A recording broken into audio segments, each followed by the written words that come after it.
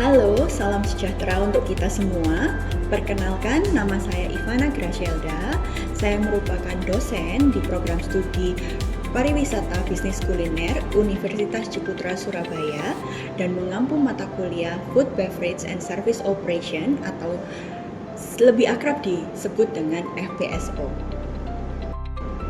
Bapak Ibu sekalian, dalam proses pengajaran, saya terbiasa untuk memulai dengan bertanya kepada mahasiswa atas topik yang akan kita bahas.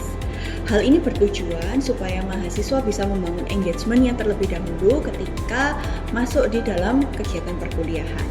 Setelah itu, saya terbiasa untuk memberikan guiding question kepada mereka dengan tujuan guiding question tersebut untuk menjadi topik diskusi mereka selama proses perkuliahan berlangsung. Hal ini diharapkan mahasiswa bisa terbantu untuk memahami materi itu dengan lebih baik dan diharapkan perkuliahan atau proses perkuliahannya bisa dapat berjalan dua arah antara dosen dan mahasiswa dan hasilnya diharapkan di akhir sesi perkuliahan tersebut mahasiswa bisa mendapatkan pemahaman tentang topik yang kita bahas dengan maksimal. Mata kuliah FBSO akan berjalan sepanjang 16 minggu, di mana 16 minggu itu terbagi menjadi 4 modul. Modul pertama akan berjalan sepanjang 5 minggu. Nah, pada 5 minggu ini diharapkan mahasiswa bisa memahami tentang basic skill-nya. Basic skill dalam bidang food, beverage, dan service. Kemudian di modul kedua, berjalan juga sepanjang 5 minggu, diharapkan setelah memahami topik tentang basic skill tersebut, mahasiswa bisa mengaplikasikan basic skill tersebut. Kemudian pada modul ketiga akan berjalan sepanjang 2 minggu. Pada 2 minggu ini diharapkan mereka bisa mengaplikasikannya tetapi dengan metode yang berbeda, yaitu metode role play. Sehingga mereka bisa berbagi peran antara di bagian food, beverage, dan service. Dan diharapkan mereka bisa berlatih untuk berintegrasi antar sektor. Kemudian di modul keempat yang merupakan modul terakhir, mereka akan berjalan sepanjang 5 minggu perkuliahan dan pada modul kali ini mahasiswa diharapkan bisa mengaplikasikan basic skill tersebut dengan yang sebelumnya sudah dilakukan role play ke dalam real event, yaitu event fine dining, di mana antara food, beverage, dan service akan berintegrasi menjadi satu keutuhan event. Berikut adalah rundown perkuliahan untuk 16 minggu.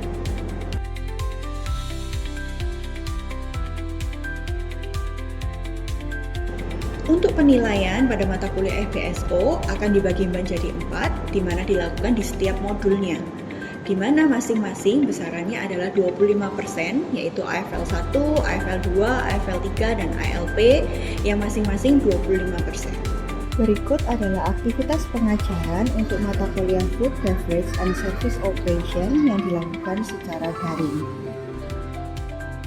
Oke, halo semuanya. Terima kasih udah join di Zoom. Hari ini kita bakalan bahas tentang topiknya Customer Journey gitu. Nah, kita udah masuk ke minggu kedua dari FBSO. Kita mau going on ke materi Customer Journey. Jadi sebelum saya mulai untuk materinya, saya seperti biasa mau tanya ke kalian dulu. Kita mau diskusi gitu ya. Kira-kira dari perspektif kalian mendengar materi Customer Journey itu apa yang ada di istilahnya di benaknya kalian gitu. Supaya nanti ketika saya jelasin, saya coba bisa gabungin sih apa yang ada di perspektifnya kalian ke materi yang akan saya bahas hari ini. Gitu. Boleh mungkin 2 orang share kira-kira dari perspektifnya kalian Customer Journey itu apa sih? Ada yang mau volunteer memberikan opininya?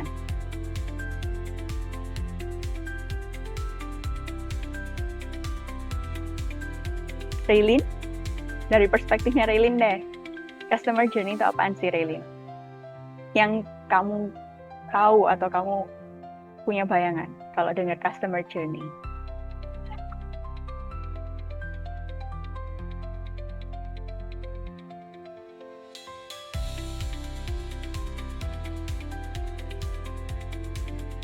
Raylin, bisa dengar suara saya kah?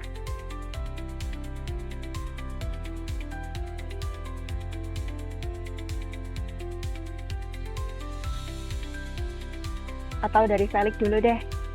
Gimana Felix? Um, mungkin seperti kayak tahapan customer itu dari awal mengenal produk sampai pada akhirnya itu bisa mengetahui produknya sampai dia tertarik dan akhirnya membeli gitu. Jadi ada awareness di dalamnya, terus mungkin decision di dalamnya gitu. Oke. Kalau thank you Felix. Kalau dari Trixie? Apa Trixie? Kalau dari perspektifnya Trixie deh.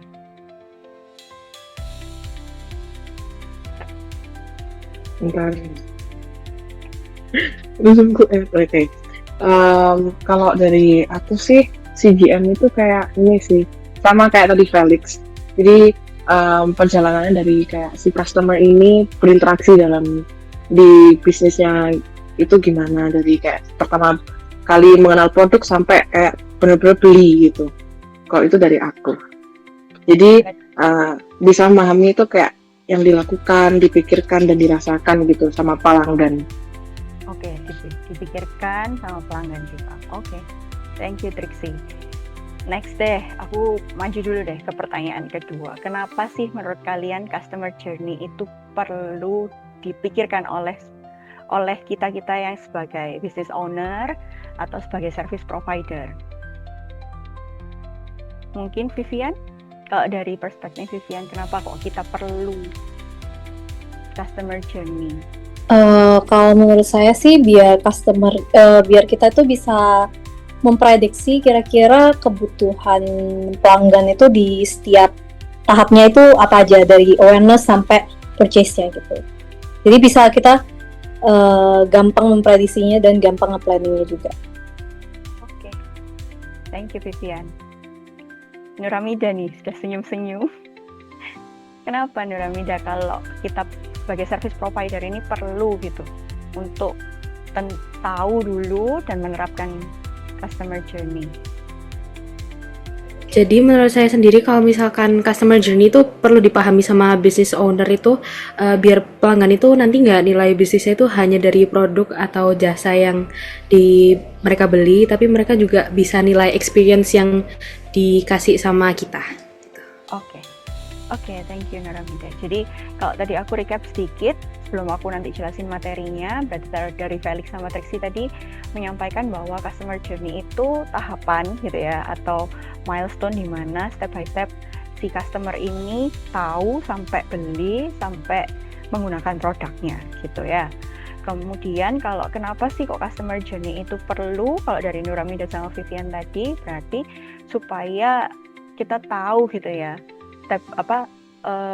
portionnya di dalam step by step itu apa yang harus jadi di-highlightkan gitu, dan supaya kita tahu flow-nya seperti apa.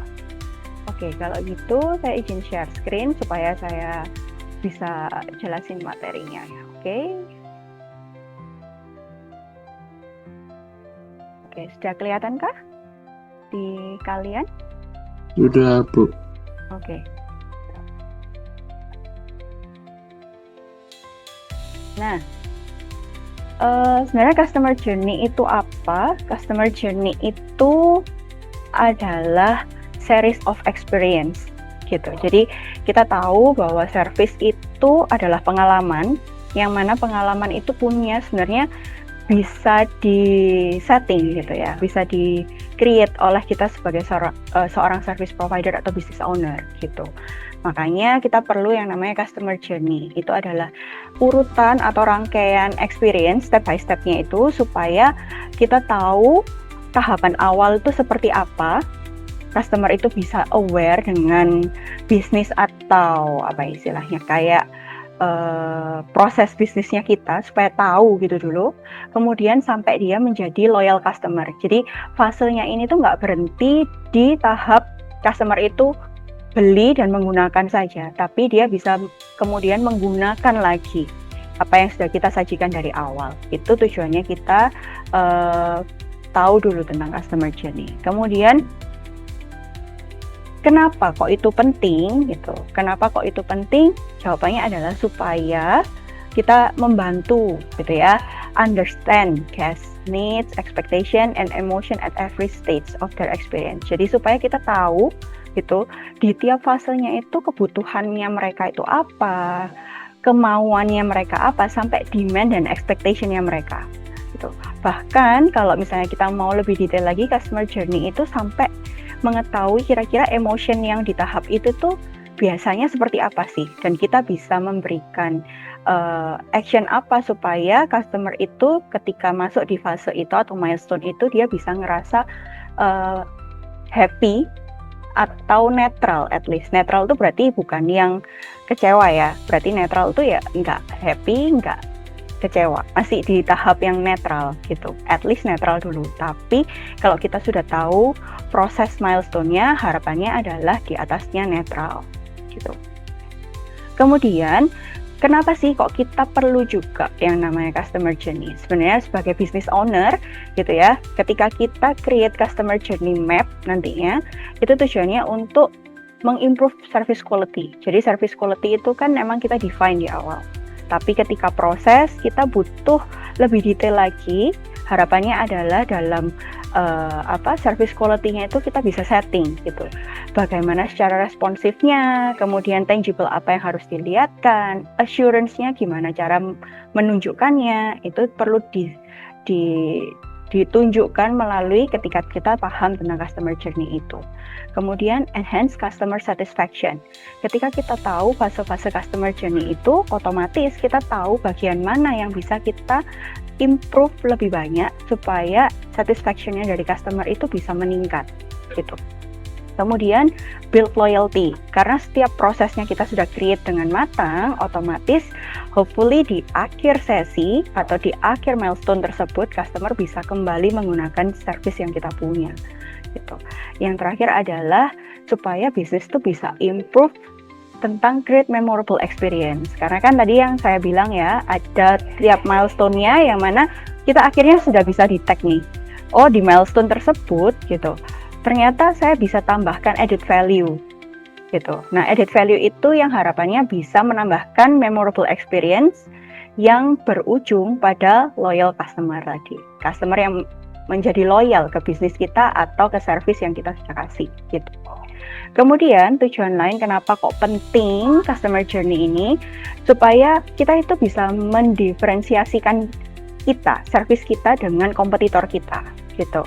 Karena kan service itu memang khas ya, tapi pasti punya ciri khas yang bisa diidentifikasi di awal. Nah, itu tujuannya customer journey itu perlu kita pahami dulu di awal. Kemudian supaya kita bisa dapat positive review dan recommendation. Kalau di setiap fase customer journey kita bisa memberikan satisfaction, endingnya adalah positive review yang diberikan oleh customer, yang mana mereka akan bisa share ke orang lain untuk menggunakan jasa atau bisnis yang kita punya gitu ya. Kemudian yang ketiga adalah ultimate drive long term business growth gitu, karena kita tahu di tiap fasenya itu apa pain-nya, apa needs-nya mereka, otomatis kita bisa membawa bisnis kita itu ke growth yang lebih besar lagi gitu.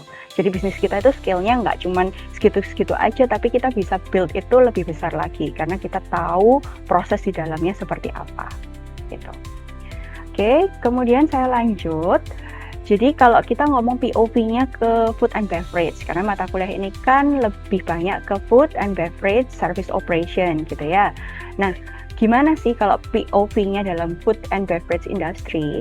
Customer journey itu bukan cuman ngomong tentang customer itu masuk ke dalam restoran sampai dia keluar ke restoran. Enggak, karena itu hanya di dalam satu fase milestone saja. Tapi kalau kita ngomong customer journey, berarti overall experience-nya dia, termasuk dari atmosfer, service, proses, post-dining review juga termasuk.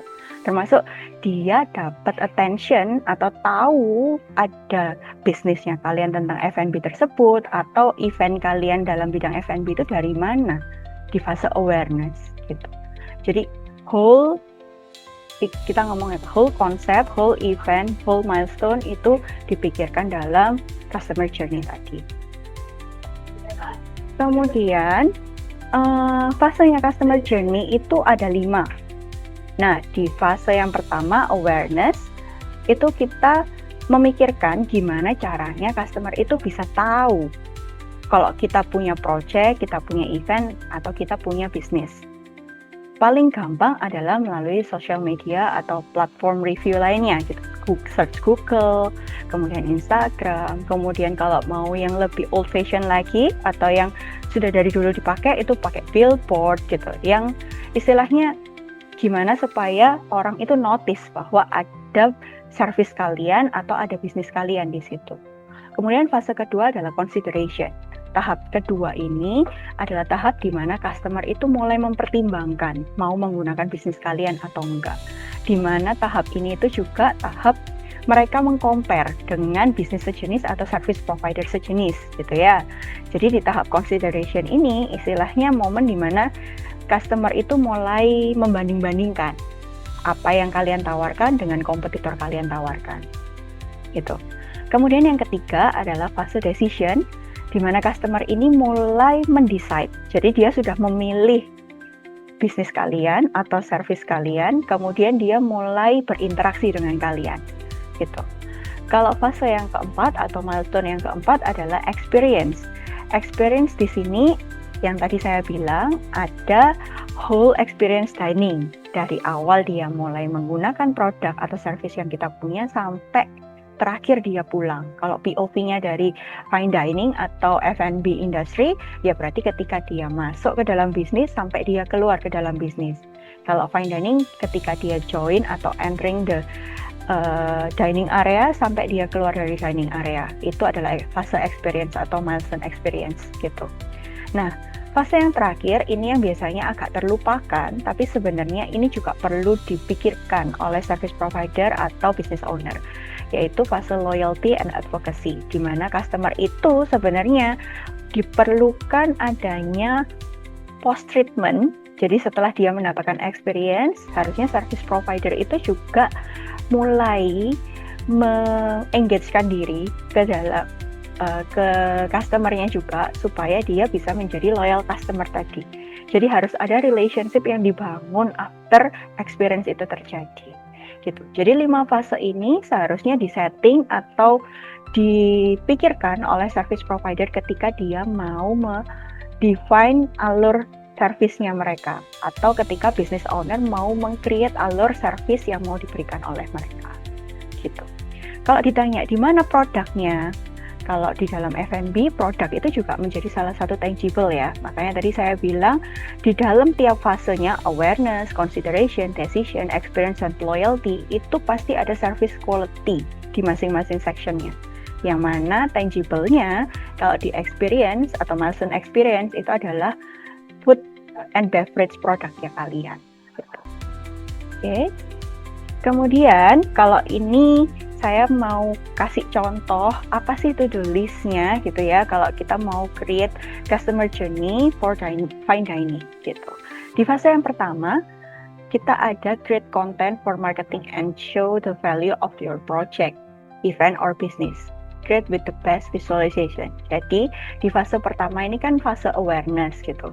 Jadi dibutuhkan sesuatu yang menarik orang secara tangible supaya dia itu at least tertarik ngeliat dulu. Gitu. Ketika dia aware, ketika dia mau melihat, harusnya setelah itu tahapannya adalah mereka membaca detailnya. Gitu. Jadi di fase pertama sebagai seorang business owner atau sebagai service provider, kalian harus memikirkan gitu ya, bagaimana sih gitu, bagaimana seorang customer itu bisa atau mau melihat touch point utamanya itu apa? Apakah dengan gambar yang lebih besar atau dengan kata-kata yang lebih menarik? Nah, itu yang harus dipikirkan ketika fase awareness tadi. Kemudian yang di tahap kedua adalah fase consideration, di mana customer itu mulai mempertimbangkan antara bisnis kalian dengan bisnis yang lain gitu ya. Ketika di fase ini, kalian harus memikirkan detail apa saja yang perlu divisualisasikan oleh kalian sebagai service provider atau business owner yang bisa men-trigger seseorang itu memilih kalian. Ya, jadi bisa jadi kayak recommended food-nya kalian, food beverage yang benar-benar spesial atau value lain gitu yang bisa kalian tawarkan atau ada experiences yang bisa di-add-on-kan ke dalam event atau yang menjadi point of view dari event tersebut itu boleh di-highlight. Jadi di fase di fase consideration ini kalian perlu men-show off-kan yang benar-benar menjadi value-nya kalian gitu. Supaya seseorang customer itu akhirnya bisa memilih kalian gitu ya. Dan kalian harus memikirkan di fase consideration ini, hal apa sih yang sebenarnya customer itu pertimbangkan kalau mau menerima service dari kalian. Misalnya nih, kalian menjadi seorang service provider dalam konsep fine dining. Kira-kira sebagai user atau sebagai customer di dalam fine dining itu yang menjadi pertimbangan mereka apa? Apakah harga, atau visualisasi dari produk, atau ambience-nya? Nah, itu yang harus kalian pilih, yang mana nanti setelah kalian pilih harus divisualisasikan sebagai trigger customer itu melihat bisnis kalian. Kemudian yang ketiga, di fase decision, di fase ini kalian harus memikirkan kira-kira media apa atau platform apa yang memudahkan customer dalam mulai berinteraksi dengan kalian. Jadi istilahnya kalian mau bikin mau bikin landing page itu bisa masuk ke fase consideration sama decision ya. Berarti kalau sudah decision, berarti dia platform yang digunakan untuk mulai melakukan reservasi gitu di fase yang ketiga, karena kan dia sudah mendesain. Jadi media apa yang bisa kalian gunakan supaya mempermudah customer itu in touch ke kalian, atau flow seperti apa supaya customer itu ngerasa nggak repot nih kalau mau reservasi ke kalian itu gitu, nggak harus nunggu lama nih gitu. Itu di fase ketiga. Kalau fase yang keempat, fase keempat ini fase di mana kalian harus membangun alur flow-nya, bagaimana dari awal disambutnya guest itu sampai akhir dia diantarkan keluar dari dining area-nya. Jadi di dalam fase yang keempat itu fase yang paling kompleks, karena kalau di food and beverage itu whole-nya ada di front stage sama backstage gitu ya. Front stage itu apa ya? Berarti area dining yang dilakukan oleh service provider atau service team.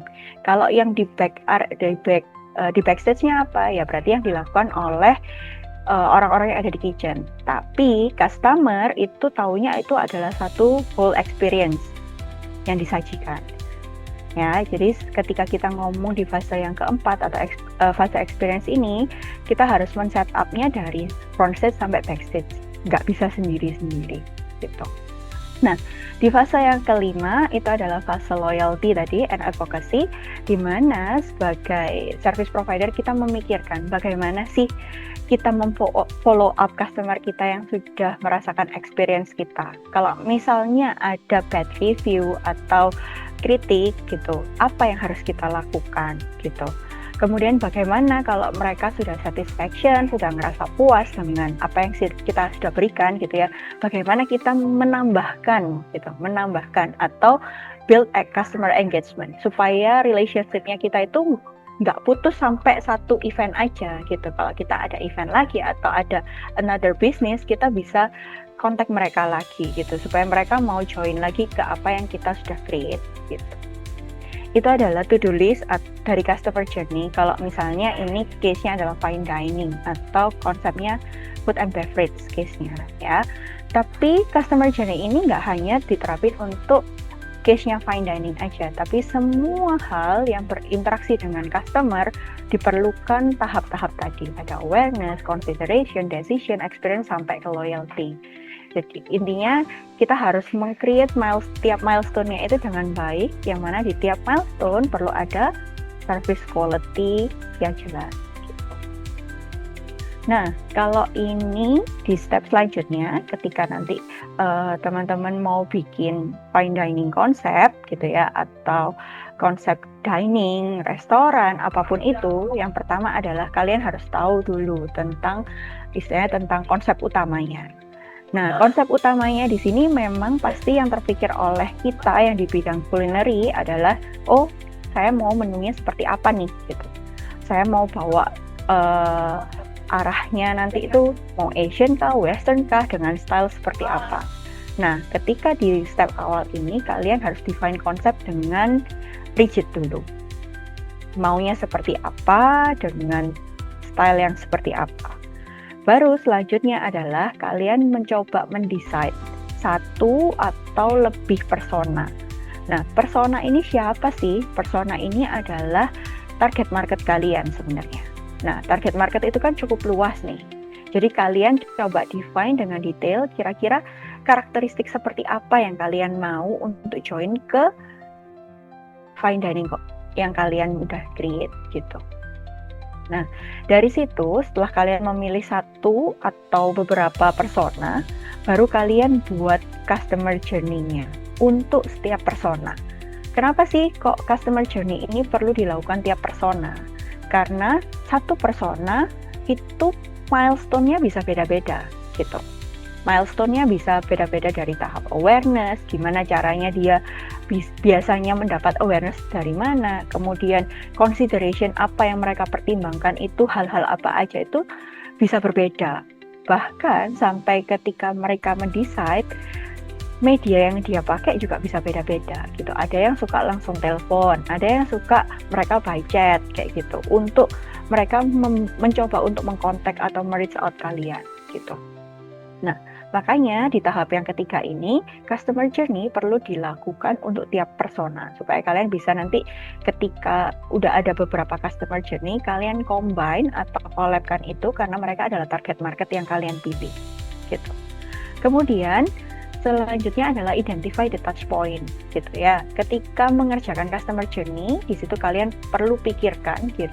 Kira-kira touch point apa yang menjadi hal yang masing-masing persona itu istilahnya relate gitu. Makanya ketika kita membuat customer journey itu perlu sekali kita sebagai service provider menempatkan diri sebagai sosoknya si customer tersebut. Bahkan tidak menutup kemungkinan untuk membuat customer journey kita perlu adanya interview dengan customer tersebut. Kira-kira maunya gimana, kebiasaan mereka seperti apa, tujuannya apa ketika membuat customer journey perlu interview. Tujuannya adalah supaya customer journey yang kita buat itu bukan hanya sesuatu yang bias, tapi itu adalah sesuatu yang objektif, relate, benar-benar asli, benar-benar sesuai dengan persona yang kita pilih tadi gitu. Baru ketika customer journey itu udah di-create dengan baik di setiap milestone-nya, kalian melakukan adalah define service strategy gitu. Kira-kira SOP-nya harus seperti apa untuk setiap milestone-nya. Ketika membangun awareness, SOP-nya seperti apa. Kemudian ketika fase consideration, hal apa yang harus ditonjolkan. Kemudian di fase decision gitu, apa yang harus dilakukan oleh service provider. Di fase experience step by step SOP-nya seperti apa di front stage dan backstage-nya, sampai ke loyalty and advocacy. After sales-nya atau after experience itu apa yang bisa dilakukan oleh service provider gitu. Nah, biasanya ketika kita mau bikin customer journey itu ada beberapa tools yang bisa dipakai. Ada yang suka pakai infographic model gitu. Jadi mereka bikinnya itu kayak poster yang ada kombinasi dari gambar dan tulisan, yang mana majority keyword-keyword yang dipakai untuk visualisasinya. Ada juga yang sukanya menggunakan flowchart gitu. Ketika bikin flowchart, dia akan lebih gampang memahami. Ada juga yang menggunakan Canva. Canva ini karena lebih banyak visualisasi dan main color gitu ya.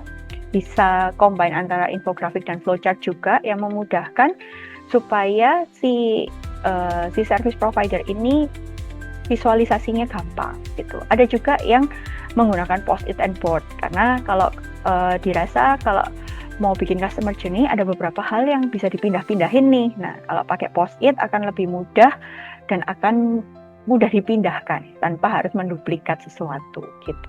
Jadi kalau favorite tools ini bisa disesuaikan dengan kebutuhannya kita sebagai service provider untuk meng-create customer journey tadi.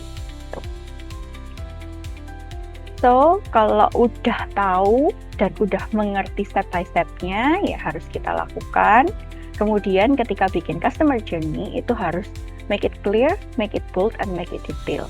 Customer journey itu nggak bisa kalau kita buatnya nggak detail, karena kalau nggak detail, jatuhnya percuma kita bikin customer journey tadi. Gitu. Karena balik lagi, customer journey itu adalah proses di mana customer itu melewati setiap fasenya.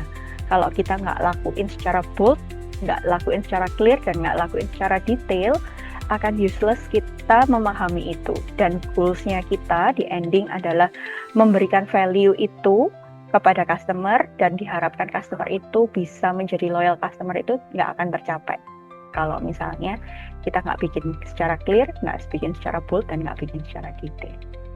Gitu. Oke. So that's it for customer journey. Hopefully kalian bisa paham apa setiap milestone-nya, dan memang kalau customer journey itu nggak bisa sekali ya kalian bikin gitu, pasti ada adjustment di tiap fasenya gitu. It's okay, tapi perlu di-create dari awal oleh kalian. Oke, kira-kira ada yang mau di make sure tentang customer journey? Aman? Aman, oke. Harusnya nanti kalian akan melakukan ini sebagai salah satu assignment-nya kalian yang dikumpulkan di week 4. Ya, jadi teman-teman, hopefully kalian masih bisa untuk nge-review materinya dulu. Kemudian kalau masih ada yang mau ditanyakan, masih bisa ditanyakan di week ketiga, minggu depan. Oke? Kalau sudah tidak ada yang bertanya, thank you for today semuanya. Thank you, Bu. Makasih, Bu. Demikianlah Oke. pemaparan tentang mata kuliah Food, Beverage, and Service Operation yang saya ampu. Akhir kata, saya Ivana Gracielda mengucapkan terima kasih atas perhatiannya dan salam entrepreneur.